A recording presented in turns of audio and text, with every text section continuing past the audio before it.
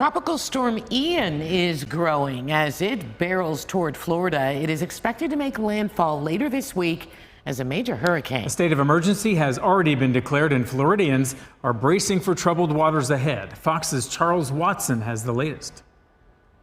Folks here in the Florida Keys say they're in the tough spot because as Ian shifts west away from the Keys, a lot of folks are wondering how much they should be preparing for this storm. We spoke to a man named Eric McDevitt. He runs boat tours along the Keys, and he tells us he spent a lot of time over the last couple of days tying up his boats and packing away fishing materials, only to turn around and undo a lot of that work because he's just not sure what kind of impact they'll see here. It's definitely hard to prepare. I was not here for Irma, so I'm just scratching to get ideas from the guys here who went through it.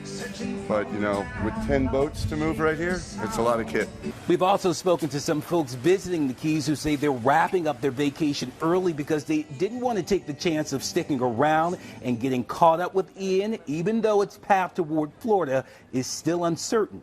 We changed our flights because I just got concerned about getting up. We're flying out of Fort Lauderdale, so traveling from Marathon to Fort Lauderdale, if everybody else is trying to get out, I got a little concerns about the traffic, and then, of course, the airlines canceling or closing flights. And despite all the uncertainty, people do seem to be heeding advice from state and local officials to stay vigilant and stay prepared. We're seeing plenty of folks throughout the state making stops at hardware stores to get essentials like plywood so they can board up windows and doors to protect their properties. People are snatching up batteries and, of course, lots of generators in case they lose power. At the grocery stores, we're seeing a lot of the water go really quickly. A lot of the shelves are empty, and that is part of the reason why Governor Ron DeSantis urged folks throughout the state to make preparations early as Ian makes its approach toward Florida.